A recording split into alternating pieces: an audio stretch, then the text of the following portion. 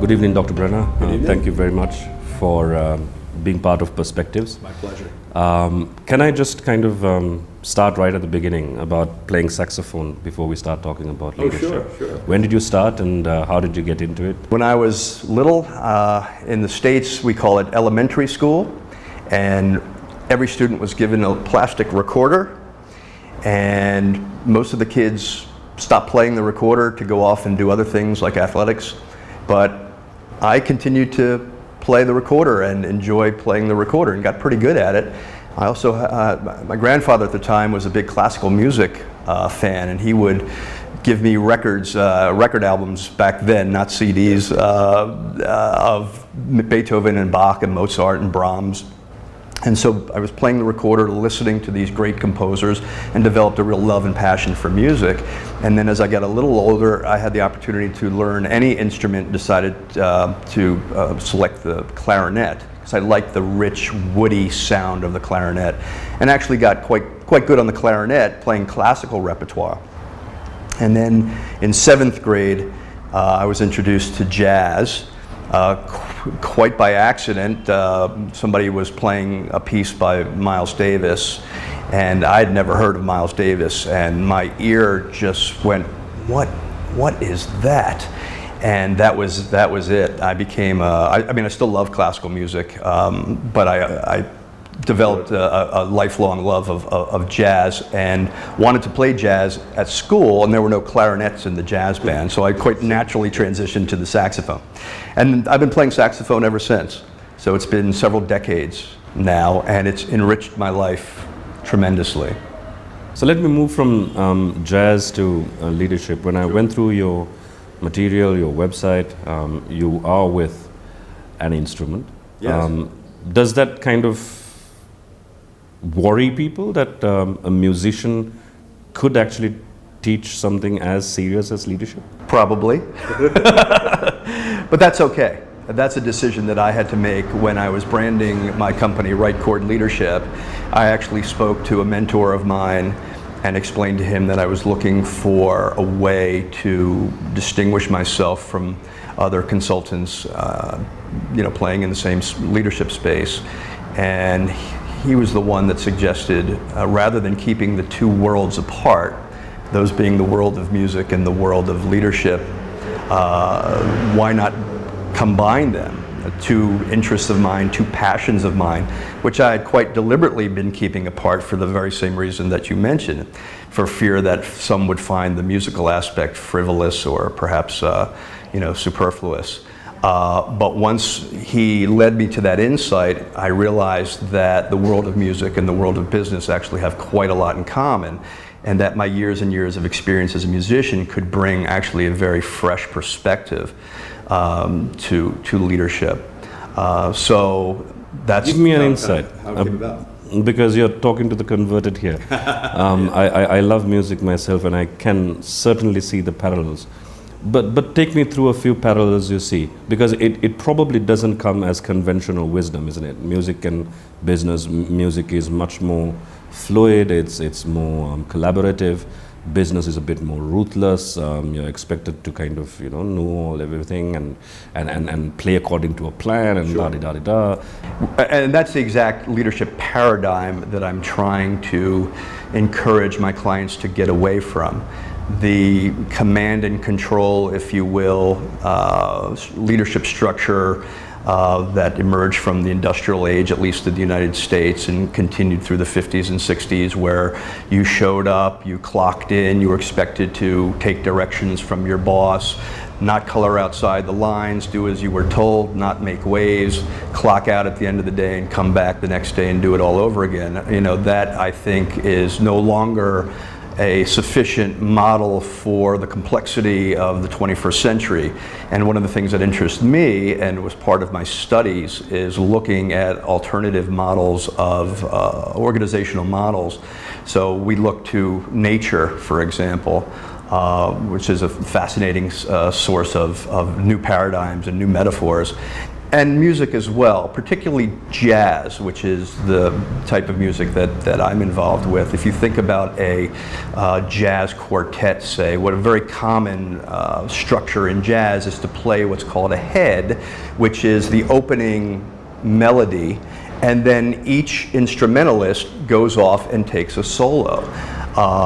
It doesn't Improvises on it. Improvises on it. It doesn't fall apart. It doesn't. Well, sometimes I guess it does, but most of the time, if the players are not good, right? that's right. But assuming that they're good players, the song maintains its structure. It maintains its cohesion, and yet you have multiple players playing literally whatever's coming off the top of their head. And that was a dynamic that really fascinated me, and it's a metaphor that I like using in business. If you think of a jazz solo, the soloists are playing within a set of chords, and usually the pianist or the guitar is playing the chords. So it's not just a wild free-for-all. There is some structure, but within the structure of the chords, there's almost unlimited freedom. Sure. And for me, that resonated for me as a metaphor for organizations and for leadership. There has to be some rules, there has to be some structure, but within that to explore and allow your people the autonomy to do what they do, express themselves, without being micromanaged, without having every move delineated. Those, in terms of what I've read, those are the organizations where amazing things happen. They're really at the vanguard of the creative and innovative movements that are happening now. You think of, Apple, or you think of some of these other technology companies, that Google, of course. They are redefining organizational structure and leadership using models and paradigms that traditionally have never been part of the conversation. Cantaloupe Island. Yes, Herbie Hancock. Is something that came to mind when you were talking about the unlimited amount of freedom that is there still within a certain structure. Now that's been done so many times in so many different ways. Sure. But still, the moment you hear the first set of chords, you know that's Cantaloupe Island. That's right. That's right. It's a very identifiable. And all of a sudden, you'll hear something completely different, including someone like Snoop Dogg that raps to it. Yes, exactly. And still, it's still Cantaloupe Island. That's right. Now, how do you convince people that that's possible in business? Well, the people I work with obviously have to be open and receptive to the idea of bridging the worlds of music and business in the first place. And I can get a sense very early on if that's going to be an issue or not. And I'll be very honest with them and upfront, and I'll say I have a somewhat unconventional style, unconventional approach that may or may not be your cup of tea. I also want to say, however, that the musical piece is like sort of seasoning. It's not the main dish. Because what I learned is I need to calibrate the musical piece in such a way that it's palatable for the client. In other words, I don't want to hit them with music. Let's face it, not everybody loves music as much as I do, and I don't want to have them be disengaged. I think most people like music, not everybody loves music. So I'm careful in how I calibrate how much I use the music. So when I do my programs on emotional intelligence or interpersonal communication skills or conflict management or how to become an influential leader or any number of programs I do, there may be some seasoning of music. I may bring in some jazz metaphors. I may bring in some exercises where I'll have the saxophone, or I may not. It really depends on how I feel out what will be best for that client and that particular program. What's the biggest leadership challenge for business? In my experience? Yes. I think the biggest leadership challenge is the idea that companies now are so, at least the ones I work with, are fairly mid to large, and it's no longer the case that a singular leader can hope to manage the complexity dare I say, the chaos of the modern organization. Maybe back in the day they were able to, because maybe the companies were a little smaller or less complicated. Less complicated. You have the emergence of technology, which has changed the face of business forever. You have globalization. You have all kinds of complexities and intricacies and challenges that you simply didn't have 20, 30, 40, 50 years ago. And so what's interesting, I find, for leaders is that they need to, it's almost an oxymoron or a paradox. In order for leaders to become more powerful, they actually have to give up some of their leadership. And it's sort of counterintuitive, and some folks I work with back in the States struggle with that conception. But truly, I think that for me to make the case that vulnerability in a leader is okay. You don't necessarily have all the answers.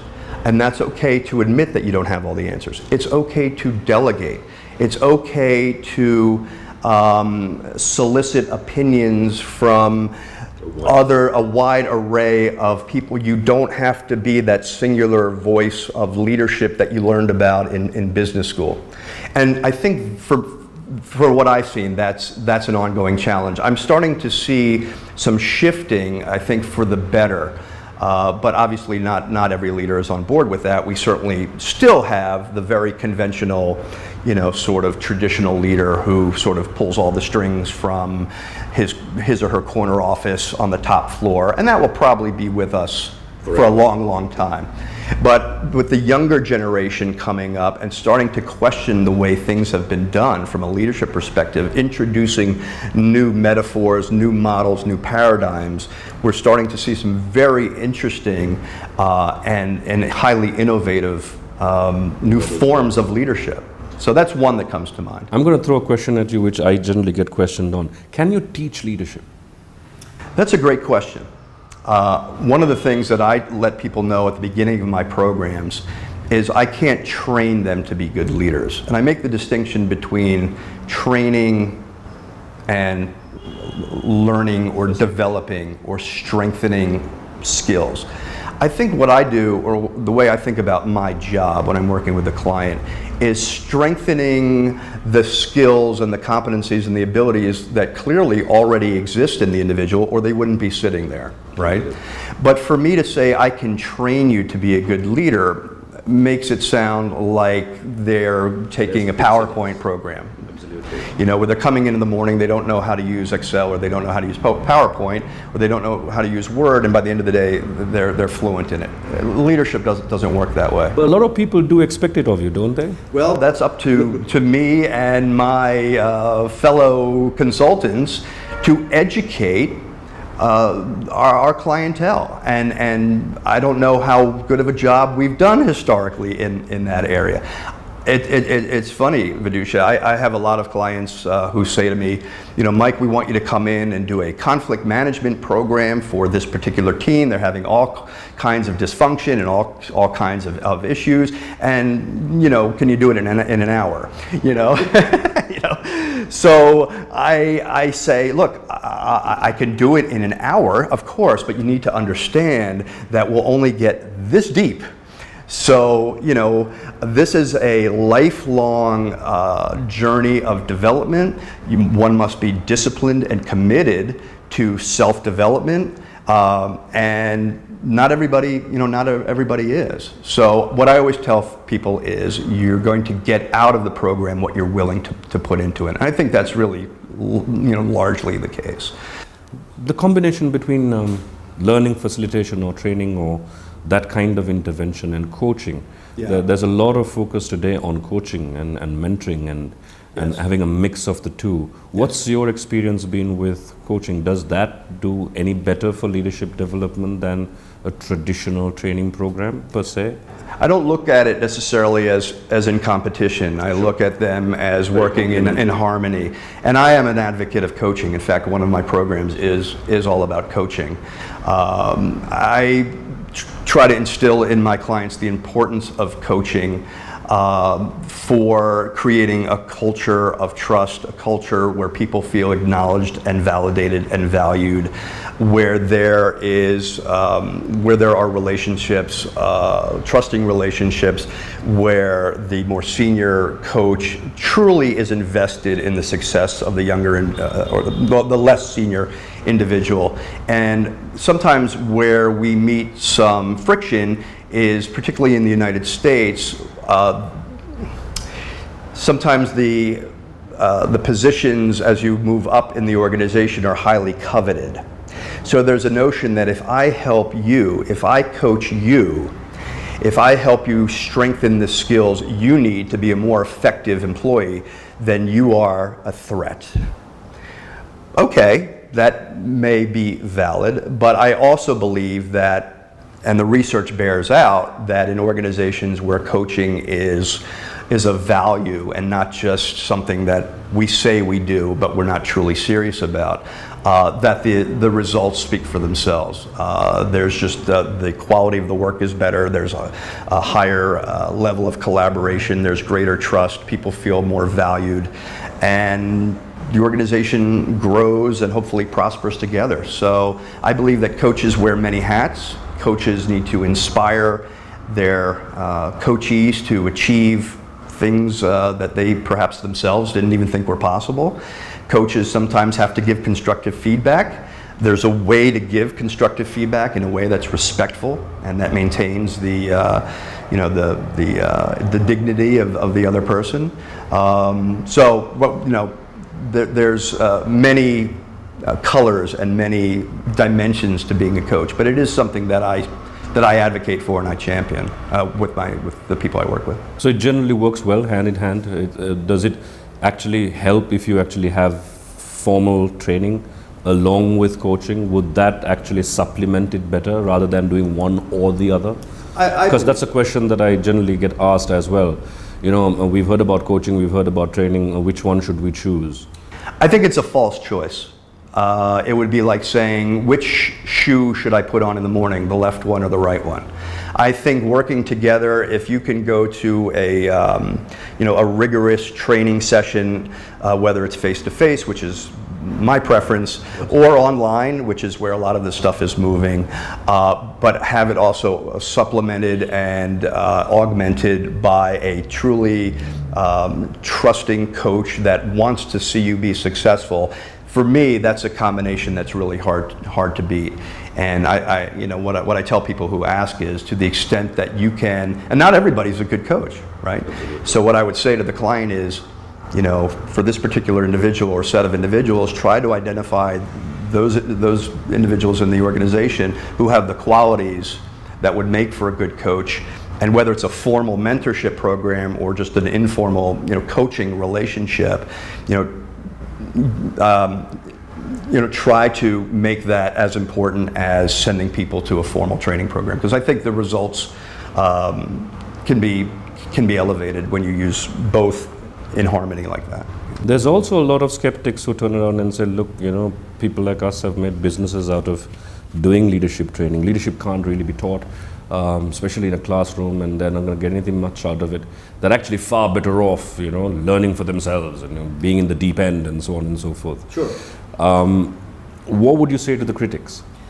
Well, I think that informal learning through informal channels in an organization are certainly a viable way to learn. You learn by doing at the organization or within the organization, and I certainly believe there's merit to that. But I also believe there's merit to getting an intact work team, or maybe not even an intact work team, maybe employees from disparate departments, you bring them together, you have a very interesting dynamic in the room of people who go, oh, you're Joe. I talk to you every day on the phone, but I've never met you before. There's all kinds of interesting possibilities that come out of just simply putting people in the same room who have never actually met each other, because maybe they're on different sides of the building. So for me, leadership training, and as I say, I'm a little wary of the word training, I think... But learning facilitation.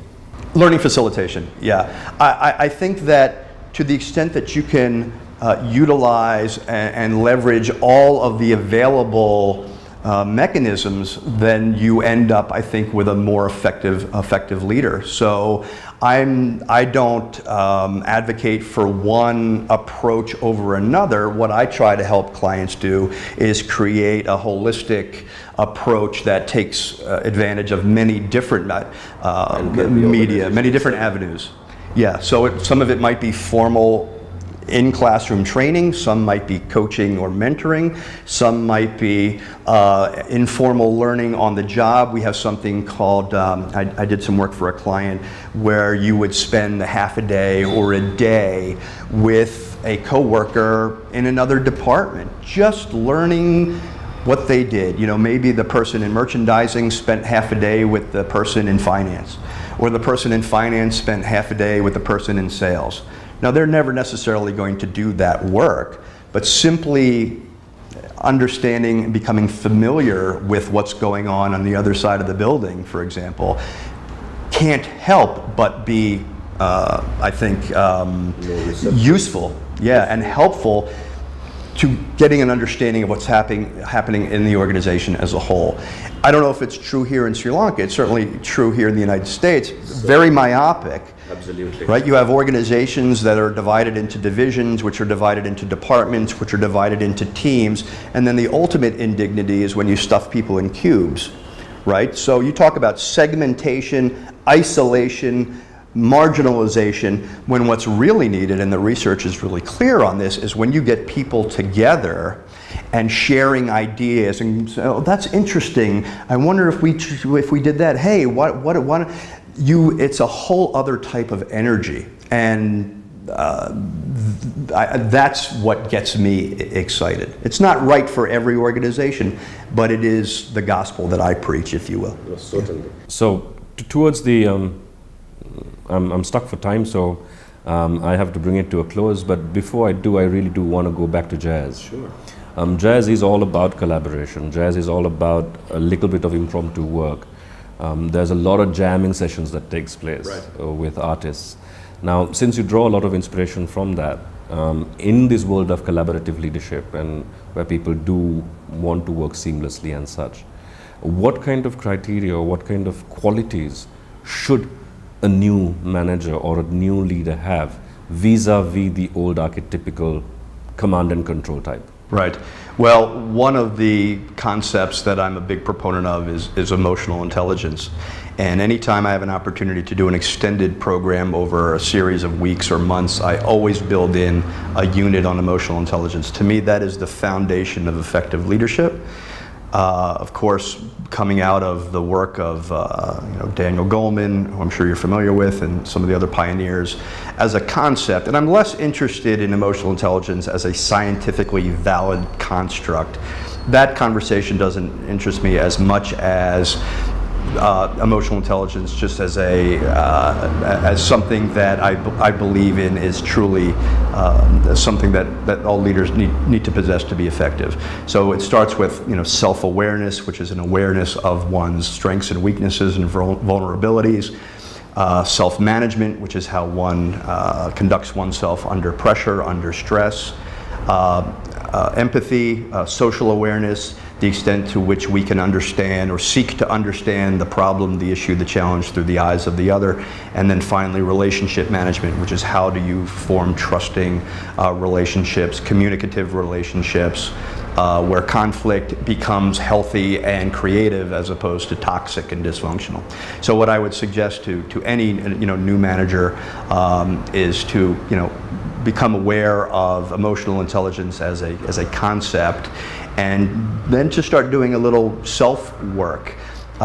It can be challenging sometimes for leaders, new and certainly veteran leaders, to turn the mirror on themselves and ask themselves, am I truly leading to in a way that is bringing value to the people that I lead, to others? And sometimes the answer can be not what you want to hear, but that's the truly great leaders have the courage to do that. And there's actually the courageous leadership, or the courage to lead. And I tell people I work with, it truly requires some courage. Not everybody Can take it. Can do it. And you're not going to make everybody happy, and you're probably going to make some people very upset, and that's okay. You learn to manage through that, you learn to navigate through that, and hopefully at the end you look back on a legacy where people feel that under your leadership they grew, they were effective, they were successful, they felt fulfilled, they felt appreciated and valued, they felt that their contribution mattered, and ultimately the company was successful. So just to get back to jazz, when you think about emotional intelligence, the ability of players to listen and adjust in the moment. I'll tell a very quick story that Herbie Hancock tells the story of once playing a wrong chord in the middle of a song when he was playing with Miles Davis, and he thought Miles was going to look at him and just, but instead Miles took the opportunity to play something on his trumpet that turned the mistake into something quite different and quite interesting, took the music in a new direction. That's emotional intelligence, to be able to hear that, take that opportunity that was presented to him in the moment and use it as a springboard to explore another musical direction. To me, that is such a powerful metaphor, and it's one that I think is relevant to any leader in any organization at any level. I do have one final question for you, which is to share a story. Out of all the people you've trained, out of all the leaders you've met in person, what would be one of the stories that actually resonates most with you in this sphere of more collaborative, more open, more emotionally centric leadership?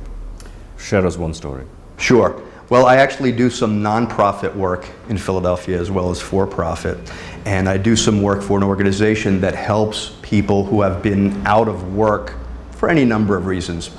Maybe they've been in drug or alcohol rehab, or who knows. Life has been difficult for these people, and now they're trying to get back into the work, back into work. And so I do programs for them to help them develop the skills and the competencies so that they can be effective once they return to the workforce. And last year, I was walking down the street, Philadelphia street, on my way to wherever, and one of my former students, a participant in this program, recognized me, and he called me, Dr. Brenner, it's James. And I said, James, how are you? And he gave me a big hug right there on the street. And he said, your program saved my life. Your program gave me the skills and the knowledge to go, and now I have employment. I have a job with XYZ organization. I'm back on my feet. I'm doing well. And we stood and talked for, 10, 15 minutes. And that was a reminder of why I do what I do. Sometimes we talk about organizations, it's too abstract. I try to bring it down. Every organization is made up of what? Individuals. And in that instance, in that moment, I knew that I had touched an individual. Now, he's not leading hundreds or thousands of people, and that's okay, because he found something in himself that I helped guide him to, some kind of insight, some kind of learning, that now his life is on a positive path. And whether it's for-profit or not for-profit, it doesn't matter. My goal whenever I work with a client, with an individual, is to leave them with a greater sense of what they're able to accomplish than they were before I had a chance to work with them. I show them the possibilities, or at least I hope to, that they themselves probably may not have even recognized. And there's nothing more fulfilling for me than that. And if I can bring in music, so much the better. Thank you very much, Dr. Brenner. My pleasure, Vidushi. It was a great pleasure. Thank you for inviting me on your program. Appreciate it. We'll see you soon.